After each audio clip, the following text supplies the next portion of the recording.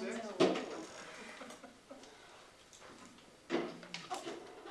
Mark, Yep. report out of closed session? Report out of closed session, we had 2 personnel items requesting leave. They were both granted unanimously. We also had a discussion about wrapping up of negotiations. Thank you. Number 8 is information, is that from you? Yeah, number 8 is a letter I received, and it was talking about, we took a day off on November 9 because of the smoke. And I asked Jennifer to make a claim to the state to get that forgiven, and they granted that. So November 9 is an ADA day that we got based on the smoke. Otherwise, we would have had to, we would have had to make up a day, because we had a closure day where we had to use March 15th, so we would have had to make another day up. It was a legitimate closure. That was we now kind of have a district plan and policy on smoke, and it's based off the numerical index, weather, or air index. And I think based on the nature of where we're at with wildfires and smoke, and I don't think they're even batting an eye anymore when people do this, because they're legit days. Well, we weren't the only school district either. I mean, there were so many No. that, But we kind of, Fort Bragg didn't close that day. But Deb and I talked to each other, and we talked to Potter Valley, and we kind of called each other in the morning and at night and talked about, if the index is this, one district shouldn't go out, they all should go. And again, it's a little more difficult because the weather index or air index is worse in Ukiah than it is in Willits. I mean, it just is, it's down the grade. And so there may be a time where, in fact, Ukiah closed 2 days and we only closed one. Well, it was down the hill, so, yeah, so. But anyway, we got that taken care of. And you got a list of summer educational programs. And right now, the high school's doing credit recovery, so is Bechtel. There are 32 or 33 high school students, which is a good number for us folks. 3 years ago, it was 3 times that. Last year, it was half of that. This year, or twice that. This year, it's down to where it should be. And that's a result of a couple things. Trimesters, the ability to make up a credit when you fail a class, plus a more rigorous focus. They're doing a better job. The teachers are more engaged. We're doing DNF printouts at the end of the week to find out who's not passing classes. Most of the kids who are in summer school are there over attendance. It's not lack of performance if they've been in the room enough. Most of them are there for attendance. I know I listened to Mike talk to one of the kids to go, why are you in summer school? I missed 27 times. Well, welcome to summer school. That's the unfortunate part, is most of them put themselves there. The special education program is a mandatory special ed program. We're running it out of Gloucester. I'm focusing pretty much everything out of Gloucester. New Western Alianza is running their program again out of Gloucester. Imagination Station runs a summer preschool and elementary school program out of Gloucester. The state preschool is open. It's not really Willits, it's the state preschool. Kids Club is also on and off site a little bit. They use the Gloucester playground and areas in the summer. They also go to the pool, those kind of things. they use the charter school too, don't they? They're doing a week, they're doing interesting camps, I didn't even do it this way every year, but they're doing like a week at Willits Elementary Charter, I think, Right. and then a week up, they're just all over. Yeah, that's what they've done. Yeah. Yes. I think it's fun. do you know about how many kids are going to the Biology and Algebra Academy in Bechtel Grove? Bechtel Grove, I was there on the opening day and there were 26. I don't know if that number's grown. I would assume it hasn't gotten smaller, but I wouldn't think it grew much more than that. We have a total of 29 students. Okay. All of our students who are required to be at summer school are at summer school this year.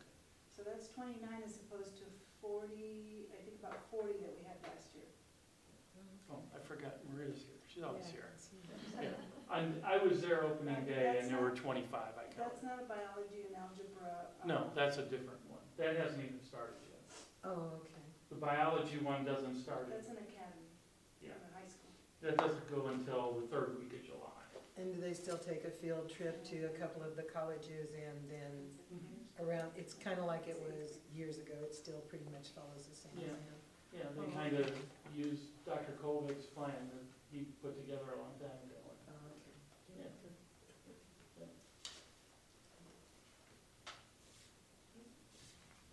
And that's our summer program, and of course, there's breakfast and lunch. And that, by the way, that's open to all the kids in the community, so if you want to come to breakfast or lunch, you can just show up at the elementary and do that. Meaning at Blosser. At Blosser, yeah. They're serving at all of the school sites on those dates that they're open, at each school site.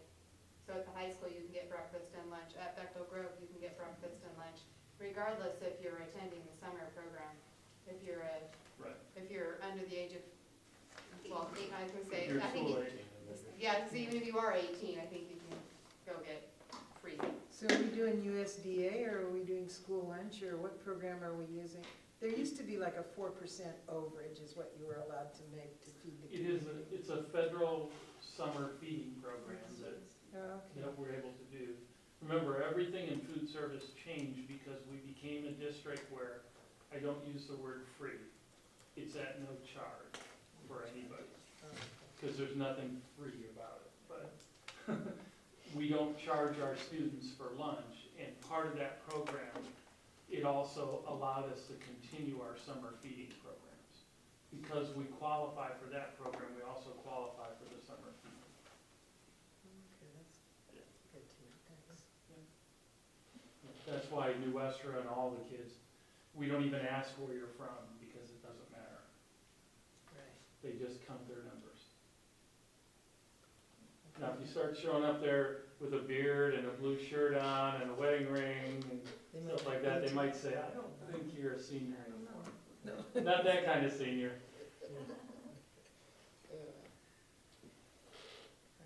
Okay, thank you. That's all. So move on to item 9, WTA comments. Hello, happy summer. Do you want me over there? Doesn't matter. It's not like you gotta fight through the crowd. Well, we voted on our tentative agreement, it was approved on our end. We're pretty excited about that and just waiting to see what happens there. I have a proposal to make. Okay. And I think it's kind of exciting. And, you know, we have some new members on our executive board, and I think there's a lot of energy starting to flow amongst the WTA for us. And there's another district near us, and something that they're doing to strengthen their relationships with the district office and the school board is to meet more often outside of this meeting. And like the superintendent and a couple of the key people meet with 4 of the key executive board members monthly. And they come in to be solution oriented together. And so it's not all on your job. Like you can, you know, we can work together. And I think that would strengthen our district a lot. And I think we'd start to see a lot more buy-in on other projects that are happening. And then, you know, and then opportunities to sit down and have lunches with the school board members, just to get to know each other better and talk more about what's going on off the record. So anyways, that's my proposal for you to think about when school comes back, and because we'd love to work with you guys more. In my previous district, we had a planned program like that. We met every other month, and we had 2 board members, because you can't have 3. we had 2 CSEA, 2 teachers, and 1 non-union person. And we always met and talked about what our current issues and stuff, so. Does non-union to you mean district office or confidential staff that Yeah, isn't they don't pay represented, dues. a non-bargain, oh, Yeah, okay. They don't pay dues. And so Well, yeah, that they could, don't pay dues, but well, that a could, law it change. could be, it could be a director, it could be, Trina. It's generally management or something like that, is that what you're, Generally speaking, yeah. okay. Yeah, because everybody else is covered under, CSEA covers everybody who's not a teacher. And the only other people are admins and Confidential staff. classified confidential and directors. So usually it was one of them.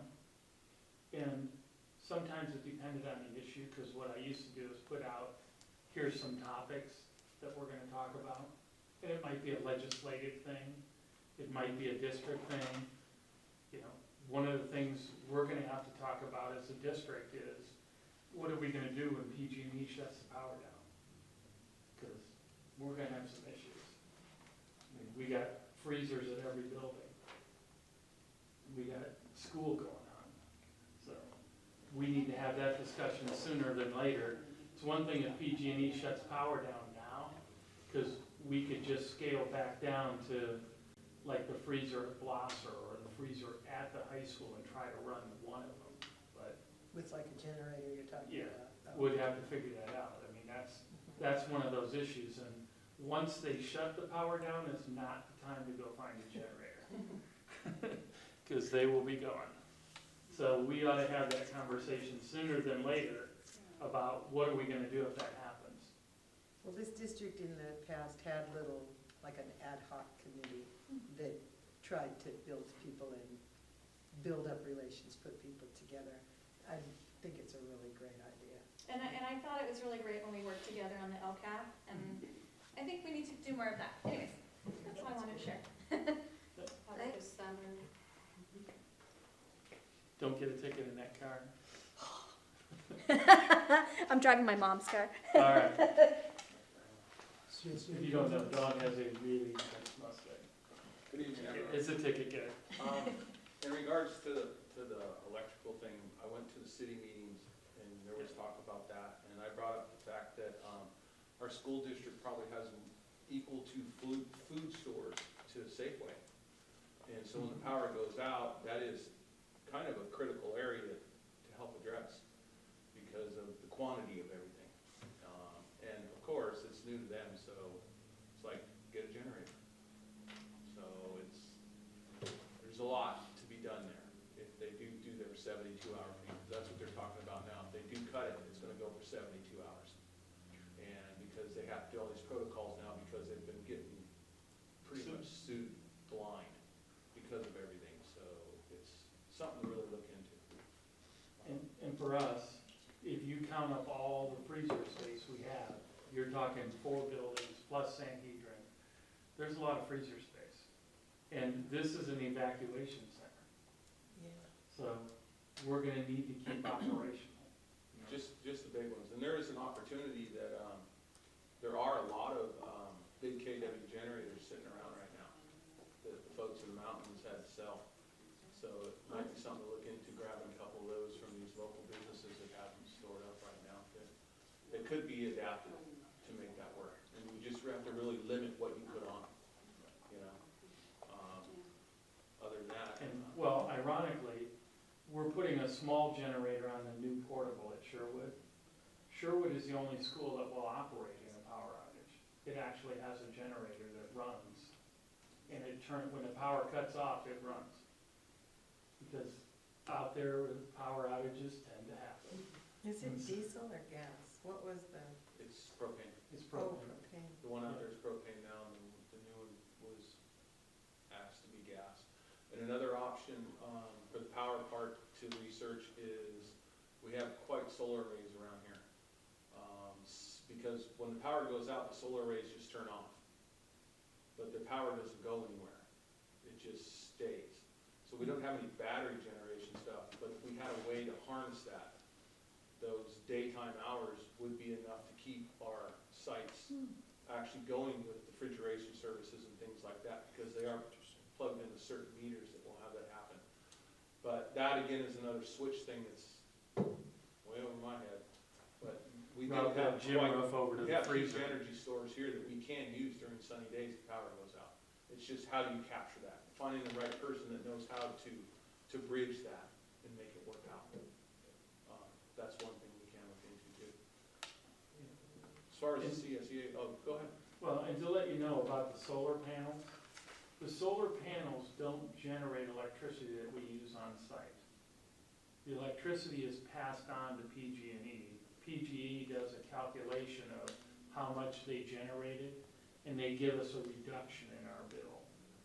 It was, I believe it was about 70,000 a year ago.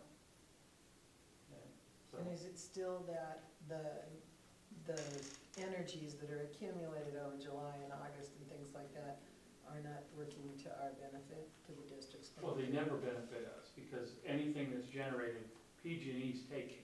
Right. It's not But it used to be recycling that back it into generated us. enough money that it would make a difference in the bill, like a discount. Right, Okay, that's what it and is. since the bill isn't particularly high during those months here because the schools are shut down, are we getting a credit that moves over, or are we just losing that money? At the end of the year, we get a credit. And I think they reconcile month to month. I don't think they're on a yearly reconcile basis. Oh, okay, I that think that's was, part of the issue that was I trying to be didn't know worked the out. phrase, but I know the idea of it, and Yeah. okay. That's part of what's baked into the pie. In hindsight, I would have ran it to the pool instead of PG&E to keep the pool going, but Okay. Well, Right. Alex did a lot of study on that, and he's who I kind of learned from, but I don't have the words, but I know the idea, and I was curious. As far as CSEA, we had a good year. We did get our TA signed. We have a unique situation with the state laws and the minimum wage mandates. That law chewed up most of what the CSEA could have got as a whole. So it benefits mostly the people that were at the lower end of the pay scales, because by law they have to raise up, which is good for anybody who gets a good raise, but it didn't really do a lot for those at the higher end of the pay scale. So that's something we really need to look at later. If the governor does kick down some money or something like that, it'd be nice to reconcile that at the end. We know that's gonna be an issue. But, people were happy and people were unhappy. So it's one of those things, and we pushed through it, and hopefully we'll keep going. Thank you. Thanks. Thank you. Do we need to do item H, the public hearing of the health act? Well, we So gotta we're do- at board comments. board first. comments. So we're not gonna jump down, because it says 5:15. Thank you. Oh, no, we're not gonna open. No, We're fine. we're fine. Okay. Sorry, yes, we'll keep going. Board comments, Paula? Well, I went to the end of the year events, most of them, not all. And I found that the 5th and 8th grade promotions were really nice. It was kind of fun to watch it. I have some questions about why 8th grade happens in the evening as well as instead of in the day.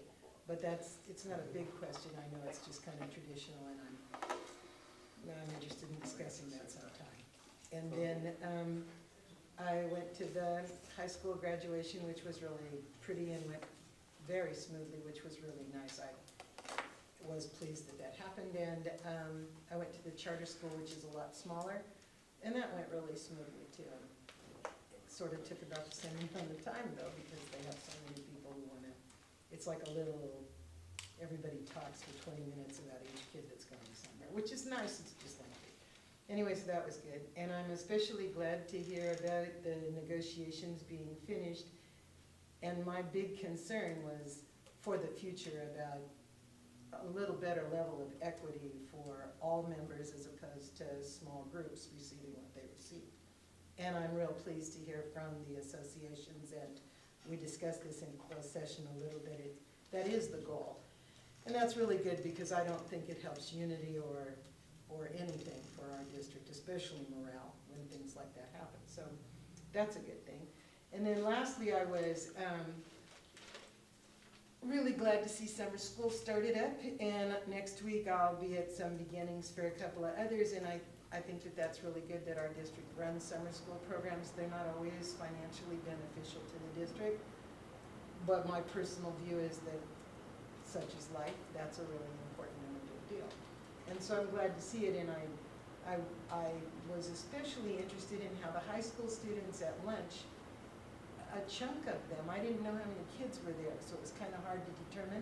But now knowing, over half stayed to eat in the cafeteria or wherever they got their boxes, which truly surprised me, because in the past it looked like way more than half were out cruising the streets, you know, and then they'd come back and it seemed like they were there for 20 minutes and then they were gone again. And I thought, oh, well. But now that I have a schedule, it makes more sense.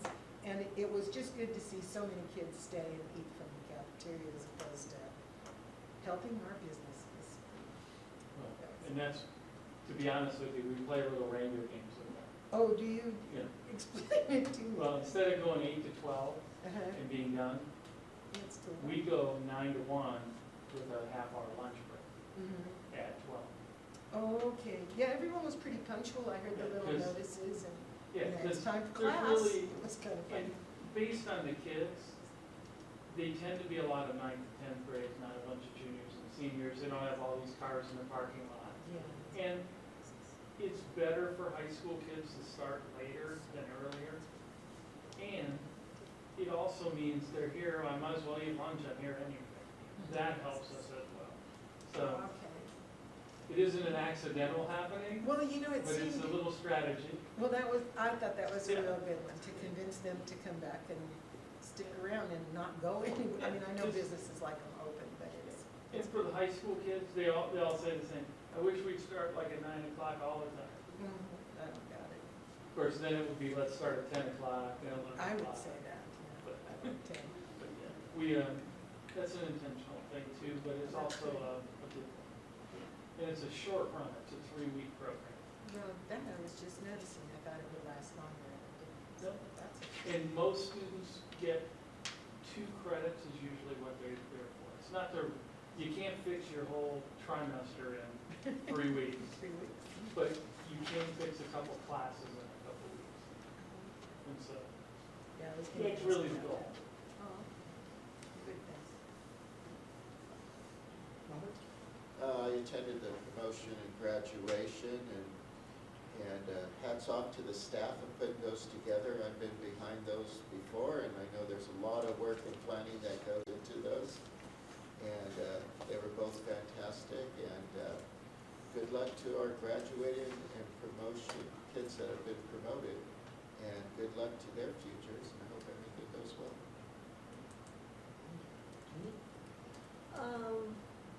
I was gone for almost a month and on a vacation, and when I came back, I met with Superintendent Westerberg and Paula, and sort of caught up on what had been going on, and so that I was back on board, and then I attended the Bethel Grove and high school commencement exercises, and I was really impressed with how much they were the same from when I've taught and here in this district, but at the same time how much they'd improved also. And I was really impressed with the quality of the kids, and it just felt really, really right. So anyway, I was glad I was able to do that. Ready for a new school year, and I'm really impressed with the summer school programs that we're offering, and the combination between what the school district itself can offer and what they're offering through giving space to groups like Nuestra Alianza, and Imagination Station, State's Preschool. Anyway, I think it's great that we're offering those programs, and free lunch is wonderful. Thanks, breakfast and lunch. And I too attended the 2 end-of-year ceremonies, and thought they were very, very enjoyable and run very, very smoothly, and the weather cooperated. It wasn't too hot, and almost not too windy. Mark, your comments? Yeah, a couple things. One is I just want to talk about, because we've asked questions about the people we hired and their certifications. Next year, as of right now, we have 4 people who are what are called PIPs, and what is, I don't even remember what the PIP stands for. Original intern. Permits. Permit, is that what it stands Original for? internship permit. Yeah, they are all special education teachers, because virtually everything in special ed is now micromanaged out to the nth degree. We have 4 teachers who are the E-clad, and the E-clad teachers are credentials teachers returning to the profession who have took like Peace Corps, out of state, and they don't have that EL authorization.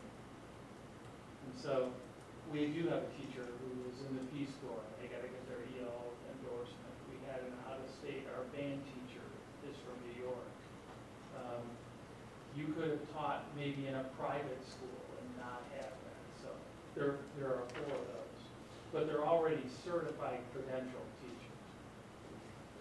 There are 2 teachers who need their G-Lab, and that means they're getting an endorsement other than their current endorsement. And one of them is a teacher at Blosser, and the other one is a high school teacher who's getting his PE endorsement. They have enough credits to to be allowed to teach it temporarily, but they have to go and do their CSETs, is that the name of it? Is that the test? Is it CSET? Yes. I get it mixed up with see best, see this, and see that, but they have to take the test. And then we have 3 people who are interns for next year. And so, that's a low number, but again, the credentialing of teachers is really wild out here because they're very restricted in what they do. The other thing I want to talk about is that I'm really glad we have negotiations done. Both groups, we met and talked peacefully. There was no yelling and screaming, and sometimes, as I tell when I meet with the teachers, this is a business relationship. This isn't do I like you, do I think you do what you're supposed to do. It's a business, and we have to spend a lot of money next year to keep doing what we're doing. Everything goes up for us too. Stirs and purs go up, steps and lanes go up, giving people increases, healthcare goes up, everything goes up every year, and so it's a constant struggle to manage that. And just like any good negotiations, both people kind of leave the table going, gee, I wish we could do this instead, or had this, and we don't. That's kind of how this is. Nobody should be excessively happy. Nobody should be incredibly disappointed. We had some really tough stuff. The CSEA contract was really hard. And I know we got it right because multiple districts have been calling me to ask me about how did we make the adjustment to make that happen, because they're really struggling. And so, it's an unfortunate thing. In Mark's world, the $15 an hour minimum wage is an unfunded mandate. I can't imagine why nobody believes that it is not. But, again, it's not on the list, and we're not getting more money for it. We just got to pay it out. So, I'm glad that they're over. The other issue with that is, we always have discussions about fund balance. And I want to make sure people are really crystal clear on what fund balance means. If we spend Nikki's budget the way she has it laid out, at the end of the year, we have a projected fund balance. That doesn't mean it's sitting in a savings account earning interest all year long. We use that money all year long. By having a fund balance, it means we don't borrow money. A perfect example just happened. We did a payroll. Our payrolls are about $1 million. We did a payroll on May 30 and did one on June 4th. right, because it was the end of school. Well, we sent $200 million, we spent $2 million in a week. We don't get monthly checks from the state of California going, oh, here's your monthly income. That's not how it works. 60, 45, 90 days. Sometimes they give you, well, we'll give you part of it. So I want people to understand that fund balance is not, Nikki's not sitting on a pile of cash in the safe behind her desk. It is fluid cash flow money. It resolves issues from borrowing. And at the end of the year, if we do stuff right, we should have this much left. Spending it all down, you do that at the start of the year, and you borrow money all year long. So we have to be really careful when we talk about that. And it depends on who you talk to. The state of California mandates 3%. Auditors say use 17% because that's 2 months of operating expenses. And so we're somewhere in the middle. We should be around 10. We should really, if we're ever under 10, we really need to take a look at what we're doing. We're trending the wrong way, or there must be some reason we're doing under 10, because that would be problematic. We would run into cash flow problems. And when we do, the only solution to that is to spend money to pay money. And so I just want folks to be very clear on what fund balance means. I tell folks it's kind of like your home finances. If you go out and spend your savings, you can't tap that when you have expenses. And so I want to be careful when we have discussions about budgets and fund balance that people understand what it really represents. It represents if we manage ourselves fiscally through the year, at the end of the year, this amount of money should be left. And by the way, we just start up the next year right away. It's not like it's, oh good, we got this, throw that in the savings account, let's start over. It's just money that cash flows and rolls. It is a rolling cash supply that keeps us from borrowing and being deficit. And there are unknown expenses that occasionally happens. That's why the state mandates 3%. Because when the Titanic boiler goes down at the high school here, we're going to be tapping fund balance because there's no other way to do that. And so I just want to be careful that we understand what fund balance means. We're spending fund balance based on doing these contracts, and we're spending some of that down. We're not depleting it. We're spending it down, and hopefully we're doing some things to offset costs. Because there's things I've been doing to try and offset costs to not keep spending as much. And so if we keep doing those, and we have increases, I'm trying to offset that balance so we maintain that. But as a superintendent, I would be incredibly nervous under 10. Incredibly nervous that we're going to end up borrowing or have a cash flow issue. And in our buildings, we would have the Titanic boiler go down and cash flow at the same time. That's just not good business. And so I just want to be very clear about that, because that's not something that most people understand. They think it's a savings account. It's really not. It's part of our revenue we have that we don't spend because we can't spend it. If we do, you spent your savings account, you have nothing to make payroll with. And so that's just I wanted to clarify that, because through negotiations, when we talk about fixing facilities, when we talk about virtually anything, I always hear, well, just spend fund balance. Well, the real mantra that I always tell folks is, great idea, let's do that, but tell me what we're going to not do to do this, because we can't just spend more.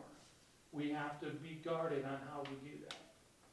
So I just want to make sure we're kind of clear on what fund balance means, because I realize when people look at that dollar figure and you go, oh, that's a ton of money. Well, it's really not a ton of money when you see a payroll go out that's over $1 million. Okay, so that's that 1.8 or whatever it is goes really quickly. In fact, it all went out the door June 5th. So That's just something we have to be aware of, is that we have to stay liquid as a business and have cash for flow. And I would like to add to that, we are hearing that there are projections for recession coming soon. And depending on who the projections are from, the timeline is a little different, but the UCLA group that does forecasting is stating that they believe a recession will happen in 2020. And so, as a reminder, the last time we went into recession, the state of California, one of their strategies for balancing their own budget was they began deferring cash payments to agencies, large amounts. And so what that means is while they will still commit to giving you a certain amount of dollars, they may change the timeline on when they give you the actual cash.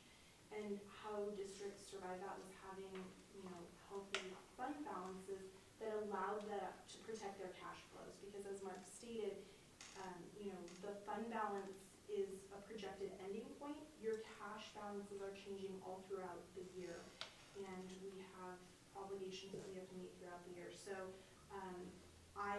as we head towards recession, want people to keep that fresh in their minds as well, that is one of the primary ways we can protect ourselves coming into a recession, is to maintain a decent fund balance that can help protect cash flows. So how frequently do you receive money from the state? So there is a schedule for we have I'm tons of aware they different don't always funding come. sources, but the main funding, the LCFF funding, they have a schedule set for the year where like at certain points in the year they do different percentages of the revenue. All of that goes through the county office, so I'm not the person usually receiving it. They post it against our accounts. So I would have to go back and check their records because I don't know off the top of my head what that schedule is set for the state. So kind of in general, you don't know that it's 3 times a year or every 4th I think month or whatever? I think it's more than that. I think it's probably 5 or 6 times during the year, but I would have to look. Oh, okay. Well, maybe if you get a chance. I can bring it next week. Oh, that'd be good. And that doesn't account for other funds that we Right, get that right. come in random. Right. And, the basic point is, for me is, if I could have fund balanced our facilities back into repair, I would have already done that. If I could have fund balanced our way into equity for everybody when we did a contract, I would have already done that. Okay? That's not reasonable or able to do in what we have. But over time, we have that. When we sat with CSEA, we talked about it. The next time we meet, we gotta look at the bottom half. Just like with teachers, we now know when we look at the teachers, there's a huge difference between the top of the pay scale and the bottom. And now we have a plan for how to balance that out. So over time, those things can work out. And over time, hopefully the state doesn't go into recession. But like I said, I'm an old guy and we've been 14 years in a row without one. So I'm not betting the rent. Let's just put it that way. So I just want us to be careful that we understand what we're dealing with. We're in a position where we're safe, but not flush. We're not financially strapped or in trouble. We're where we're supposed to be. We're spending what we should be spending. Did you say we were 14 years without a recession? Is that what you just said? Pretty much. The economy has grown for 14 straight years. We haven't had a tank in a long time. Well, I think that for California, the growth began maybe 2011 or 12 maybe is when it started. Nationally, that's a Pushing national down. stat. Nationally, it's been 14 years since the economy's tanked. And for us, the way they fund California schools is always a total amazement to me, is that, like Robert said, somebody has a wish list of things they'd like to fund, and so every dollar is already earmarked or tagged to something that you can't spend it on something. I really think California has a hard time with the concept of local control. I think they assume that local control doesn't work, and everything needs to come from the county and earmarked from the state of what you can do with it. Because we certainly have to jump through hoops and do a bunch of crazy stuff to do the business you would think we would just normally do. And so, Thank you. We move on to the consent agenda. Any public comments on the consent agenda? So we vote on item B, all of those? at All once? of those in one, yes. So I need a motion to approve the consent agenda. I'll move to approve the consent agenda. I second. Okay, we have a motion and a second to approve the consent agenda. All in favor? Aye. Aye. Is that everyone? Yes, that was everyone. Okay. So on item C, D, and E, can we do all three of those at once? or- We cannot we because can- different names. Okay. Do we need an explanation here? they need to be approved individually, and they are all in the special education realm. It's allowing us to use an intern permit for a teacher. And again, they're all attached to special ed, which, So let's proceed one at a time then. Do we have a motion to approve item C? I move that we approve item C, the provisional internship permit for Devin Jones, I'll education second. specialist. Is that first and a second? All in favor? Aye. Aye. Okay. Approved. And we'll move to item D. A motion to approve item D. I move that we approve the provisional internship permit for Conan McKay, educational specialist. I'll second. It's been moved and second. All in favor? Aye. And item E, you're doing a great job, Kate. You want me to keep going here? Sure. Approval of, I move that we approve the provisional internship permit for Amber Pingree, education specialist. And I'll second. Okay, all in favor? Aye. Aye. And we're down to item F. We need approval of the 2019-20 Declaration of Need for Fully Qualified Educators and Annual Statement of Need. So is that number, is that at 14 or whatever I saw, or is it at 8? I mean, there's an 8 on one page and a 6 on another. well, Do they overlap one another? no, what I just read you off, the 4 PIPs, the Yeah. E-class and all that, that is actual. The Okay. one that is in here is an estimated one that Laura does. She's- Okay, so, Because we didn't have everybody hired yet.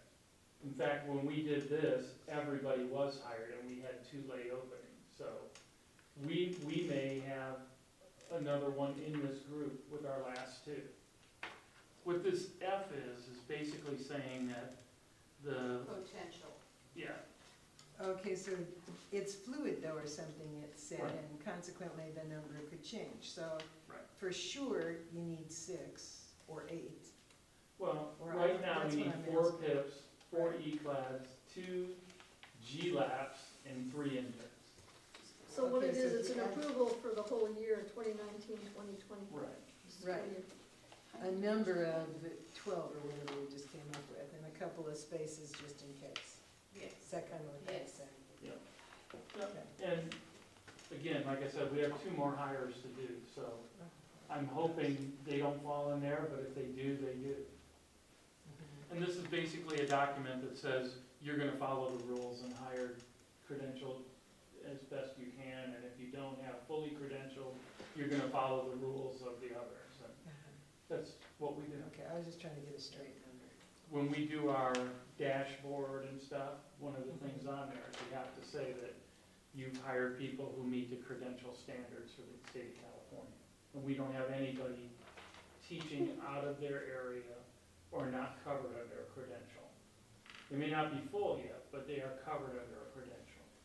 So we're not a district who hires people and has them teach without being under a credential program. So we have a motion to approve item F. I'll move to approve item F. I'll second it. It's been moved and seconded. Let's take a vote. All in favor of approving Aye. item F? Aye. 4. Now on to item G, approval of resolution 2018/19-18, amended bylaws of Northern California School Insurance Group. So I have questions about that too. Yeah? Yes, Oh, okay. fire away. Is this new, this insurance company or group or whatever that the district is setting up with? No, this is our liability insurance That's joint kind of powers what I authority. figured. Okay. NICSIG, that's who we've been with for a very long time.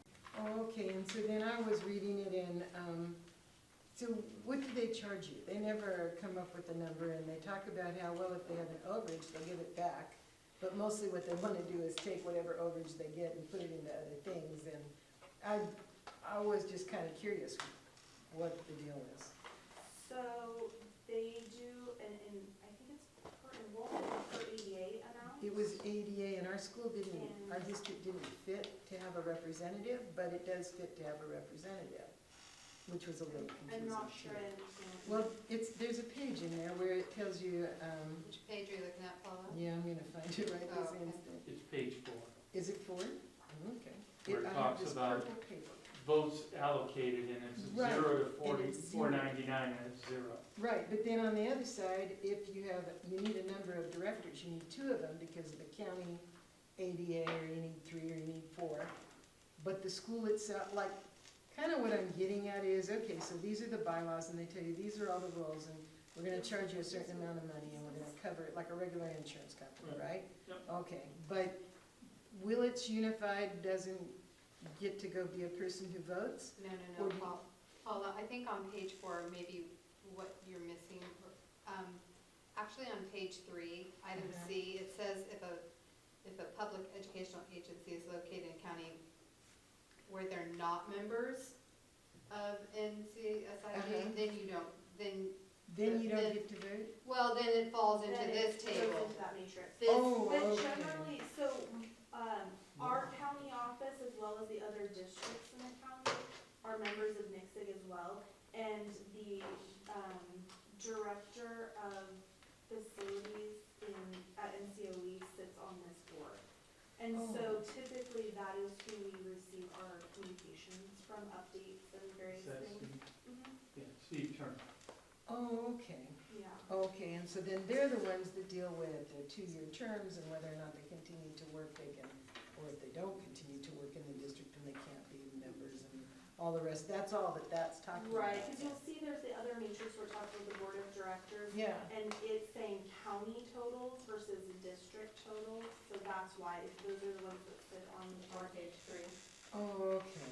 And then on page 8, it talks about their financing, and that's when they talk about, well, you know, your contribution, which I guess is your bill, is gonna be based on, your members' retention, selected coverages, and all the rest of that. And then it says, well, if there's any net funding left over, that they'll reverse it, but maybe they won't because they might need to give it to another So- department. So just to be really clear, it's a joint powers authority, a JPA. Uh-huh. It is a group of districts and public agencies that are come together to, do their insurance as a group for better purchasing power and to spread the risk around. Uh-huh. The NICSIG as a group is a nonprofit. It's not like they're a company Oh, that Like is like Stable. trying to get, yeah, it's like Oh, stable. okay. Oh, And I didn't so see none. They go, like, on our behalf, they go to the marketplace and try and buy the best deals on the various levels of coverage, and they're representing all of the member agencies. So I, feel comfortable that we have representatives that we know and work with Mhm. that are involved in the more detailed aspects of their finances. And I feel comfortable knowing that it's a nonprofit group, like NICSIG is not trying, there's no motivation for them to try and Okay, that's keep what I funding. missed. Okay, Yeah, so, okay. typically what happens is they annually review and look at like what the rates for, amounts will be for each district for the following Okay. year. And in the spring, send out that information, so. Oh, even see the nonprofit part of It them. may not explicitly say it, but, so that's what a joint powers authority, it literally is member agencies coming together to form another agency. And Right. so, like Mark said, it's just like how we operate with Staywell, where Okay. Staywell is obviously on a much smaller scale, but where it's literally just school districts and county office of education and our money going into a fund together and then as a group managing that. Okay. So Nixig is just on a much larger scale. Okay, thanks, I didn't see that. Any discussion? We have a motion to approve item G. Oh, yes, I will move that we approve item G, but I understand. I'll second it. We moved and second to approve item G. All in favor? Aye. Aye. Can we do this as a roll call vote? I Okay. apologize because it is a resolution, Okay. so. All right, Board Member King. Aye. Aye. Clerk Pollock. Board Member Chavez. Aye. Board Member Nunez. Aye. Thank you. Should have warned me on that one. I know, I didn't think that till just now, then it was too late. So now we're up to item H. What's our process? So this is, we will open for a public hearing. When we have public hearings, this is just, to share information. Our time is for 5:15. We can never hold a public hearing earlier, but we can always hold later. So this is, regarding the LCAP. Oh, we do need to open the meeting, so, and encourage public input. Okay. Thanks. So any public input? We have to open it first. Yes, you say, we're gonna open the public meeting at 5, whatever time it is. Okay, we're gonna open public input at 5:53. Thanks for the coaching. It's really not that great. If you want it, you can have mine. That's why I bring her here. She's the rule master. So, do we have any public input? No, but I want to put some Sure, input that's in. okay. Okay. This is our LCAP. This goes through a process. This has to go down to the county, and the county treats me like I'm in freshman English again, red marks up a bunch of stuff, and sends it back to me, and then I do it, and then they blue marker a few things. And so generally speaking, what I do is I send it down, I let them red pen me, and then I go down and meet with them and talk and fix things. My joke about this is they call it the LCAP. I say just take the L off, because the whole goal is to make it look like everybody else's, which kind of defeats the purpose of local control, but it's California. You play the rules to get the funds you gotta get. I'm trying to break myself of my normal habits, but, so in our LCAP, when we met with groups, and I know Paula was at one of them, Dawn's been at a couple of them, basically what we did was we looked at LCAP and said, what are we doing with this funding? And what would we like to do with this funding? Understanding that this is just part of our budget. This isn't, we didn't win the lotto and get 2.8 or whatever it is in fund money to spend. This is money that we use, and we have to document how we use it based on goals and benchmarks and using data metrics.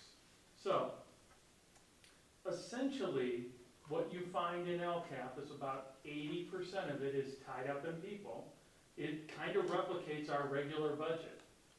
And so, in that, we justify why we have those people. And some of the changes that are this year are somewhat subtle in the fact that, for example, we're operating Bechtel on one less teacher. However, our kindergarten enrollment is up. We've added a teacher to kindergarten enrollment. So a change from last year's LCAP will see the Bechtel Middle School teacher go off, and it'll see an addition to at the elementary, because we do our class size reduction. We use LCAP to keep class size reduction. So you'll see a transition there numerically. One of the other things is our SRO was only here for a few months. Next year, they're full-time. so we have to budget for that.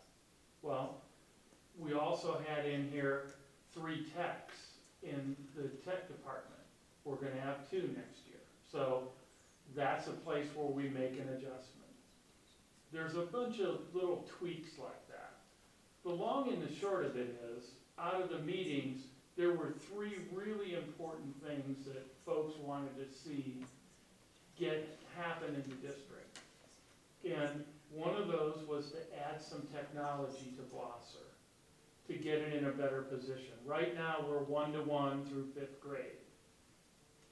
We wanted to add some funding, not necessarily to be 1-to-1 3 through 4, but at least have enough where we have 2 classroom sets at each grade level. So we're going to be adding some technology to Blosser for that. There was also a lot of talk about furniture. Well, furniture needs, K-5, is really about cafeteria tables. We have an ocean nightmare for tables at those 2 cafeterias. We need to have real tables that can fold up and roll off and be moved without having to have 2 people or people getting hurt at them. I mean, they're really bad. At the high school and middle school, we talked about using some LCAP funding for classroom furniture because our classroom furniture is not good in those. In fact, well, I don't know, have we bought a new set of classroom furniture at Bechtel in 10 years? No. Okay. And I looked to Maria because I can only count for 3 and I know I haven't. And so she's at 10. Those are important things. We have to get into a mode of replacing furniture.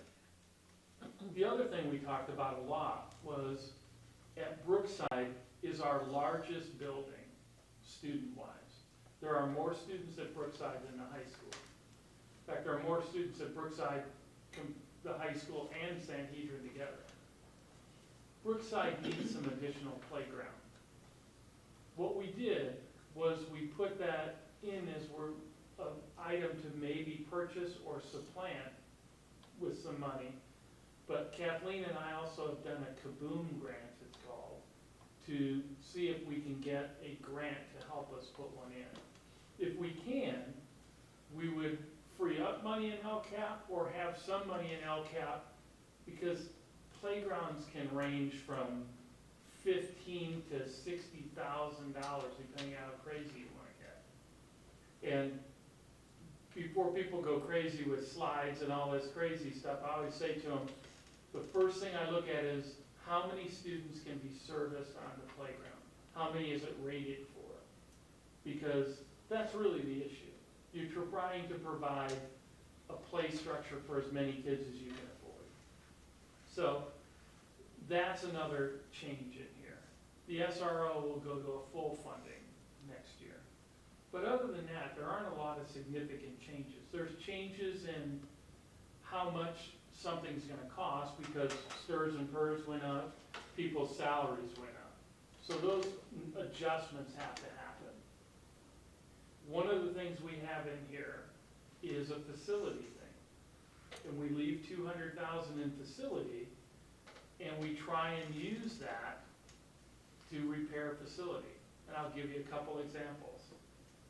We, in December, got hit with Blosser, no heat, no cooling, nothing in the office area. Well, that's a $60,000 bill. We had no idea. That's what that's kind of for. Because if it sits in LCAP, we don't have to tap our fund balance and deplete our fund balance. $200,000 in our facilities isn't even a drop in the bucket, isn't even humidity in the bucket for us. We will clearly go through that. But we have to have it there to do things spontaneously when we need to. And like I said, I would love to go spend that $200 tomorrow on facilities, but I can't do that. I have to sit back and wait and let the year progress through. Because when we have an emergency, that's the place I'm going. And so the LCAP is not a great deal different. A lot of numbers are going to change because of stirs and purrs, pay changes. We split out a couple things, like we split the aides away from the EL instruction. But in regards to EL, that's one of my conversations. I met with Nancy and Kathy, kind of their end of the year interview exit kind of stuff. And I want them to review what we're doing, because one of the things I hear often is that parents of kids who are second language speakers who speak well say, don't put my kid in EL. I don't want them missing math class to get EL instruction. They're far better off to be in a room than be immersed in English. And so I want us to evaluate what we're doing, because I really think that's an important thing that we have to get right. And at the same time, if they're missing math, now we're gonna have a math problem over it. So I really want us to spend some time with that. I know there are good models out there. I know there's better ways to do it. And so that's something I'm charging them with. So I'm assuming next year in LCAP, because remember, this is a fluid document. It changes actually as the year goes on. I'm assuming next year we'll have some changes to what we do with EL. That'll get reflected in this. Remember, LCAP cannot just pay for stuff that you want it to pay for. There has to be a metric that you use and attached to a goal. And the issue is you can't just take stuff you're already doing and just say, yeah, well, we're just gonna pay for this. So you can pay for stuff we're currently doing, but it has to be attached to something. So that's really the goal for us, is to figure out how to spend this. We spend all the money, we don't leave any on the table, we're not sending any back. But as the year goes on, we progress through the document. So LCAP was supposed to be no more than 10 pages when it came out. Are we at? 73, 78. Yeah, we're at 78. And we have one of the shorter LCAPs. It's 148 pages in Ukiah. Okay? So all I'm telling you is that this is part of our budget. We had a group, we figured out what could we make some adjustments. We made those adjustments. And I'm gonna go get this red penned up by the county.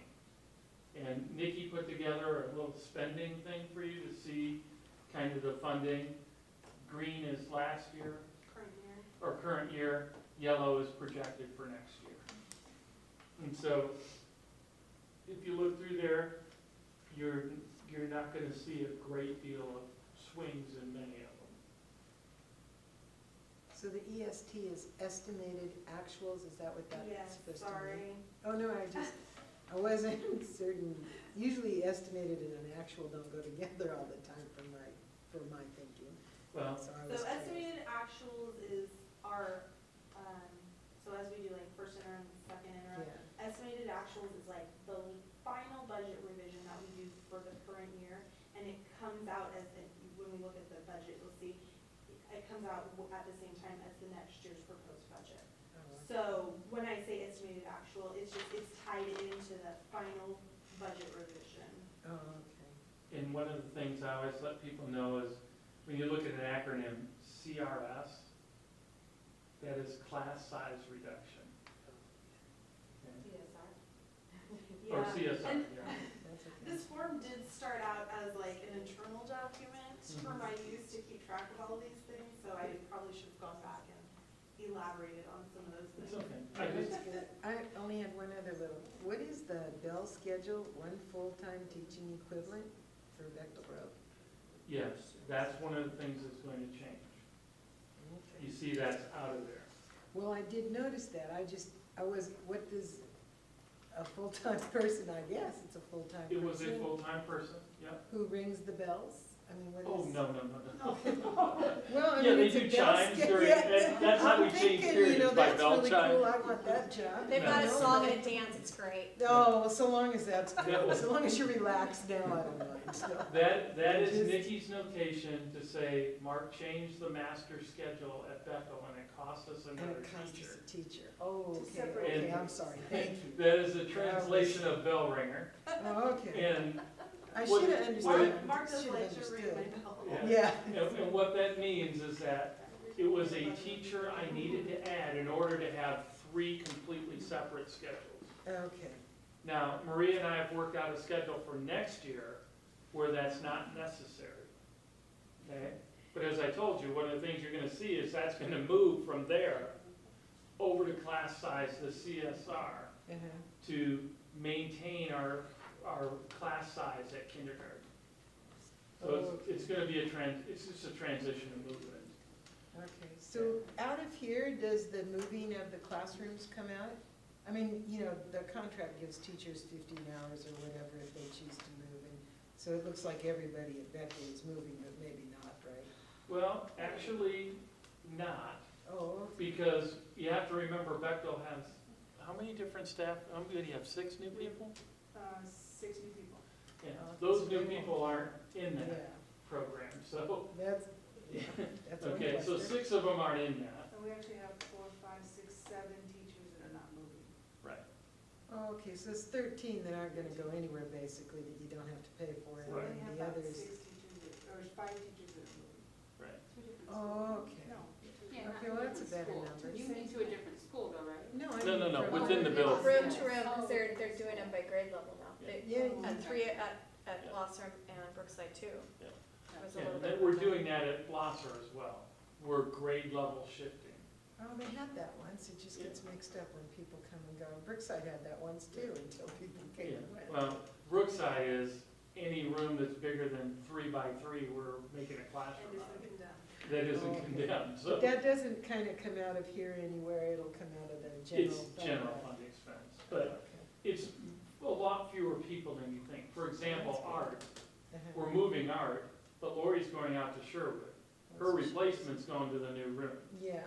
Oh, And okay. there's a That's- lot of that going on. Oh, okay. It's 4 or that's 5 good. people. Yeah. It's fairly minimal. It's gonna be a lot of people moving, Right, but- but not an expense to the district particularly. but it's done very strategically to, I'm sure. we align the schedule for kids so they don't do this 350. And now we're saying, why are you over in the 8th grade when you're in 6th grade? Get over where you belong. Yeah, no, that part made really good sense. I just remember a lot of long time ago's where people were shuffled around just because they were shuffled around, and that's how it got into the contract. And then all of a sudden it stopped, which was handy. But then this looked like a big deal, and I wasn't aware that so many different people were starting their jobs as opposed to, And typically, so within the budget, there can be a lot of miscellaneous extra duty type things. Things Mhm. come up, like if somebody goes to a training, or it's not yeah. already looked at, you know, other types So of if it's things. that part of the And budget? so I typically budget that in like a lump, because I have no way of knowing what miscellaneous things will happen, so Mhm. it's just an estimate lump sum, and then I just watch it throughout the year. So at Oh, budget okay. revisions, if we see like, oh, there's been a lot, do we need to increase this, can we bring it down? It's, that part of it is, you know, whereas our positions, very exact, because you know who you have, you know what their contracts are, that's pretty, you know, set in stone based on who you have. Things for extra duties such as, you know, moving classrooms and stuff like that, it's just one of many miscellaneous type things that they have. Okay, okay. No, I really The appreciate. translation what you is, explained. Mark, did you say we were gonna pay this teacher to do that? Oh, yeah, I did. I did, yeah. Okay, I have one question. What is the intervention that's being taken away from this year to next year? There's one, at least it's. It's a high school thing, Robert. One of our teachers last year was doing guided academic sections. And since he was brand new, which is something, brand new can generally always be added to LCAP if you can have a metric to determine it, was doing that. And so he's not doing that anymore, and so we took that out. And part of the reason we took it out is because it's pretty hard to track. It was only a couple periods, and it was 2 this trimester, 1 here. It's much easier to do specific things that have a dollar figure that Nikki can lock in. It won't fluctuate throughout And the do. year so much. And so it was kind of it's an adjustment. Nobody lost or gained positions. Mike's still gonna have those guided academic sections. It's just that we're not gonna target it as part of the LCAP. Okay, and then my last one is, just because this came up in a conversation, it says 3D translation. So what is that? Is that I mean, this is hard for me to get all the way to the other side. Is it $206,686? No, I don't, That's not translation doesn't translation. have any dollars attached to it. Translation's blank all the way across. So that's, Okay. one of the things that has happened with the LCAP is, Mark and I came in and we inherited an existing LCAP. Mhm. And there were certain things identified in it that, as he was saying, we try to find things that make sense to attach dollars to within this plan. We do have translation services, obviously, if we have families that come to a meeting and need translation, we provide it. It's hard to predict and it's hard to budget for, and so ultimately, we've never put it in our supplemental concentration grant part of the budget.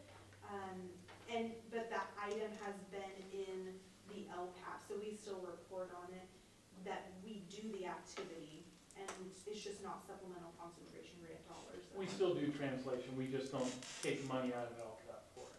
Okay, because Bechtel Grove did a really, for my way of thinking, a really wonderful plan to translate student speeches. I really thought that was for me, it was a highlight of the evening, okay? And then it was brought to my attention that maybe headphones or something would work out. And then when I just saw this, I thought, well, I don't think headphones cost that much money, but I was in the wrong row, which we Oh, did. yeah. But, is that something we can discuss at another time, maybe? Well, translation, it depends on the building. Yeah. Because obviously Maria and Nancy handle translations really well. Well, We don't handle it quite as well at the high school. In fact, at the high school, Rose is probably our better translator.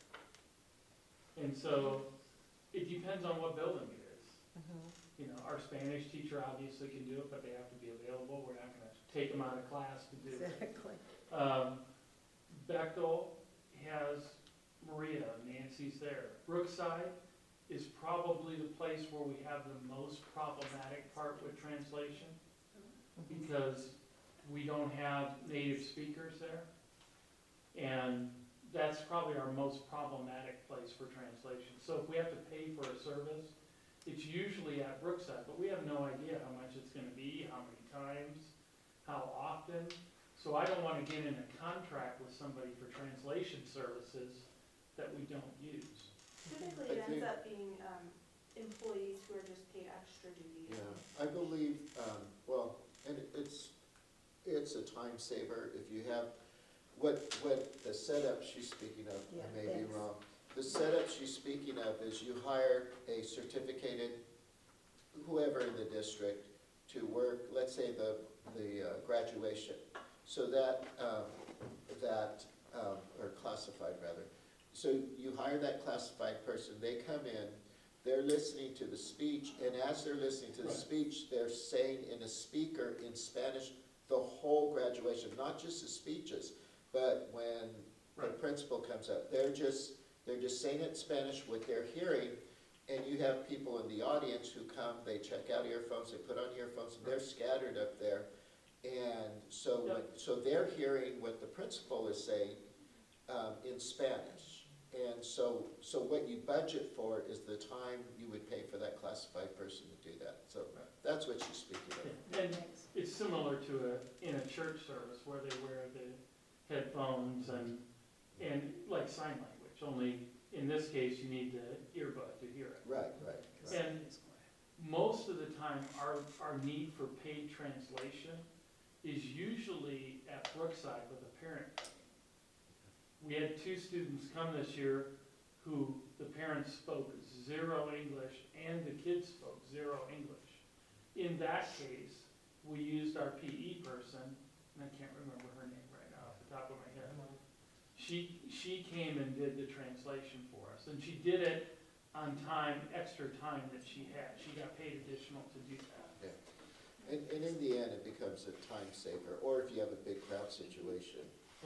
So you're not doubling up the meeting, because you have to say the same thing twice, essentially. Isn't it mostly for conferences that you Yeah, it's That's what I conferences, would it's do. initial meetings, it's Yeah. stuff where it depends on the building. And like I said, generally, it's not much of a problem at Blosser and at Becker. At Brookside, it tends to be a problem. There are more Spanish speakers at the high school. So it just, you know, Well, thank you. I would like some time to kind of go through those kinds of issues. I don't think it's a good idea, especially when the child is young, for the child to be the translator for the family. It sort of skews the relationship, and it just doesn't have good effects. But anyway, I was curious about kind of the plan, and I'd like to see us kind of look into it. What about summer programs? It's blank all the way across here. We have, That's another one that was in when we started, and it's never, the expenses for that have always been part of, Title I. okay. And so ultimately, I don't, it's on the worksheet because it's an item in the LCAP, but when I put my dollars here, I'm always trying to reconcile back to what I've budgeted in supplemental concentration, so those dollars. And- But it is something that still happens, just to and I think I'm going to answer your question for you is, Mark, why don't you just take it out there? The reason is because the LCAP document is looked at by people who are maybe going to come to Willits, or should I send my kid here? And when you look through here, you see those programs that are offered. So if I were going to look and evaluate a district, I'd read through their LCAP, because generally speaking, you put all your programs that are of merit in there. You may not attach a dollar to it, but it's a place where you're showing the stuff you do. Like art and music, something. Perfect example, yeah. Because I want people to say, oh, look in their LCAP, they're doing this. Because people don't care how much you spend on stuff, they care about what you do. And so I have a real tendency to not pull stuff out, especially if it's a kid program. If we're manipulating employment, that might be something different, because nobody cares if it's 4 paraprofessionals or 3. They're not going, oh, well, I'm gonna go there because they have 4 paraprofessionals. But if it's a program thing like summer school, I want it to be in our LCAP. It's kind of our public document of what we do for kids, theoretically kids at risk. But when you're talking Willits, that's 75% of the kids. For us, this really isn't about, this group of students. That group of students is basically all of us.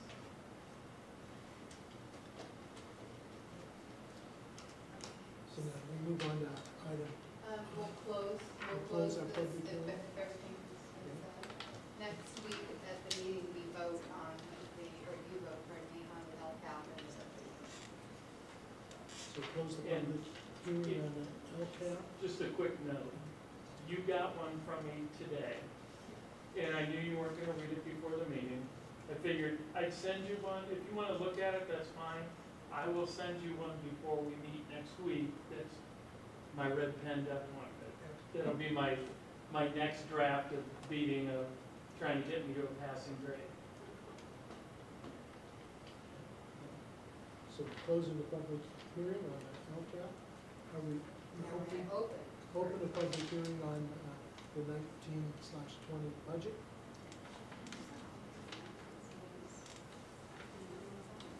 Dan, Dave, Email, he said, what's up with that? strange.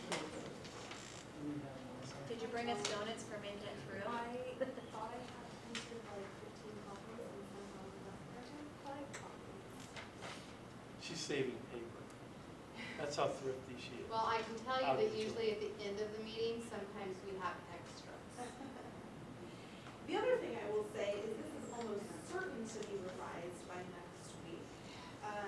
As you can see, what I'm presenting tonight is the summary is not the total document that includes the detail on all of the different funds. So I do apologize, I was on a meeting up there trying to get here with this tonight.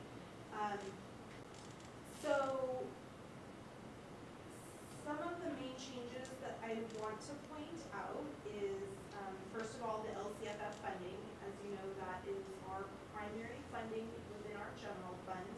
This comprises, it all sits on the unrestricted side of the budget. However, I disagree with the state's definition of that because it includes our allocation for our transportation program.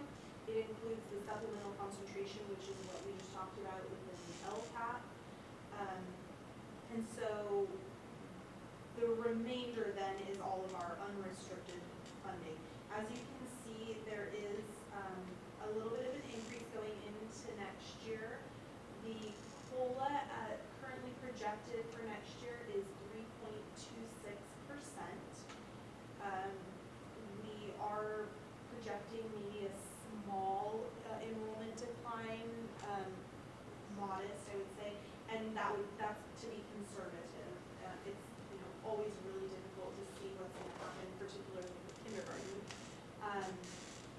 We don't have any impending huge numbers coming, although our kindergarten number is really high right now. And that's a good thing. And Nikki budgets for conservative, I think more realistically instead of idealistically. And so I'm hoping that number is going to get better, the enrollment number. And again, but you don't want to budget on, oh, I think we're going to have 50 more kids next year and not. Some other significant changes in terms of revenue from this year to next year, you will see under the unrestricted state revenues, a pretty dramatic drop. That is due to the fact that in 18-19, we had received one-time funding for the mandated cost reimbursement for paying back on old claims for the mandated cost program. That was something that Jerry Brown had done several years in a row. We had gotten these one-time funds to pay down those outstanding claims. And that is not currently part of the proposal from Governor Newsom. So what we are seeing is probably more realistic. That 265 is probably more in the neighborhood of what we will be seeing in our state revenues going forward. I don't anticipate seeing those one-time unrestricted funds that we've had the last few years. And then local revenues, that also comprises we have various school site specific donations and things that happen throughout the year, and that's typically always budgeted as it's received. So I anticipate that number will go up, but it's on, it's generally tied to specific things. So then we also had several new categorical programs this year. One of them was a program through the county office received it from the state, and we kind of got a sub-grant. So that was one time this year. That's going away next year. So we see that drop to $76,000. And by the way, I want to put a little side note on there. That dropped because of a good thing. Our schools all dropped out of differentiated assistance, targeted assistance, whatever it was called. We got out of academic jail from the state, and it cost us money to do it. Right. So we no longer. I love that concept. Oh, things are going better. We're going to take money from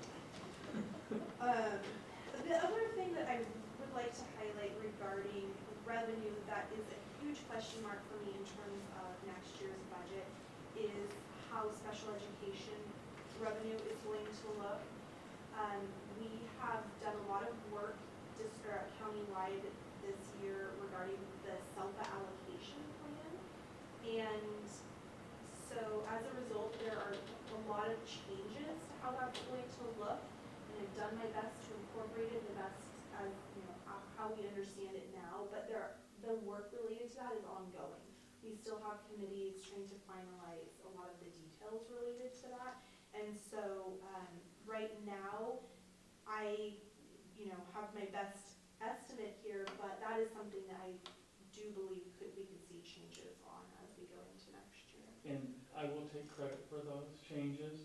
When the superintendents meet, sometimes there's spontaneous combustion that happens. And for example, we're transitioning our emotionally disturbed programs to the county. We were going to do that next year, not this coming school year.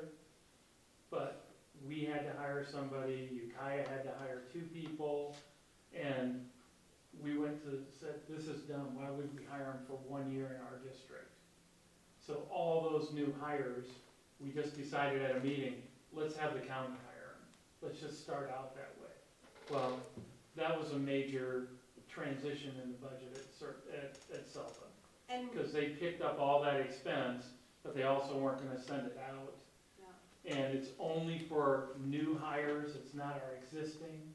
the second year we will transition. Right. Yeah. So right now, what's happening is, we have 3 classrooms with that program, and one of the classrooms is not on our books as an expense, because as Mark stated, the county office is already gonna be operating it. For the other 2, the expenses are on the books, but there's an associated revenue because we will be billing SELPA back for the cost of those. And so that's one of the changes. So that's not something we've done before. And then all of these, programs that they're taking on, they have to operate, and then what's left after those costs happen for them is what gets allocated out to districts for the rest of our special ed. And so as we go into this year, they're gonna be figuring out what is that cost really gonna be. We all have our best estimates, but until it really happens, it's hard to know. So our allocations are, pretty preliminary regarding special ed. And we made that decision because financially, there are only 3 districts who have ED programs. It's Ukiah, us, and Fort Bragg. And by the way, we make up about 75% of the students in the county, the 3 of us. Wow. And so the issue with ED programs is we're playing musical chairs with teachers and paras based on the county pays this, they pay that. Now it's all gonna be one pay scale, one group of person running it. It should be much more organized. It should be, they can go out and move their people if they wanna move their people. They can cover the classes with paras. And so our folks who were paras were all given the opportunity, if they wanted to go to the county because they pay more. And so it's a transition. We're trying to figure out ways to manage cost in special ed because they're just snowballing on us. And this is one of the ways to do it, is to centralize the management and the hiring and all of the stuff that has to go with the ED program. And it's really considered that these are such specialized programs that they are regional programs. And so whereas many of our other programs really are specific to our sort of native student population in Willits, a program like that is bringing in students from other districts. So it's a natural transition that SELPA be operating the regional programs. We The currently have county students. used to run all the special ed programs in Mendocino County. When I got hired in 1980, I was hired by the county, Yeah. and they ran all the special ed programs. This is just the ED portion. So with this is our first review, and do we vote on this? No, next week will be the vote. Next week, yeah. Okay. A couple of other things that I do want to mention is that, as Mark had stated, we have tentative agreements with both of the bargaining groups, and those things are not reflected here. So this is based on our status quo bargaining agreements. We will have to do the public disclosure process with you all and get that approved before we can implement that into the budget. So do be prepared for the fact that we will see changes to this budget once we get those agreements in place. Also wanted to let you know that in terms of the STRS and PERS, I used what is currently proposed by Governor Newsom from his May revision, so that's a little bit lower on the STRS than what the current statutory rate is. But I felt comfortable using that because we're hearing that the legislature has been pretty favorable towards that strategy. The state is going to try to put some dollars towards the outstanding, or the unfunded liability with STRS and try and buy down that percentage a bit for us, which was good news. This is, the rates have been skyrocketing over the last several years, and this is the first time we've seen the state make an attempt to, mitigate that to any degree. So, I'd love it to still be much more than what they're proposing, but it is at least an acknowledgement of the strain that it is putting on district budgets. Yes, I did use the lower number proposed by the governor. I do want to point out, so capital outlay, I always like to mention these because they're usually, one-time type things. So you can see that we have one both in 1819 and 1820, and those are the school buses. So we have one already in place and paid for that happened in 1819. We have another one that's already been ordered. I don't expect the expenditure to take place until next year. However, the wait time on that is a few months. It's probably September, October. Yeah. It's amazing how long it takes to get a yellow bus. It seems like that would be pretty simple.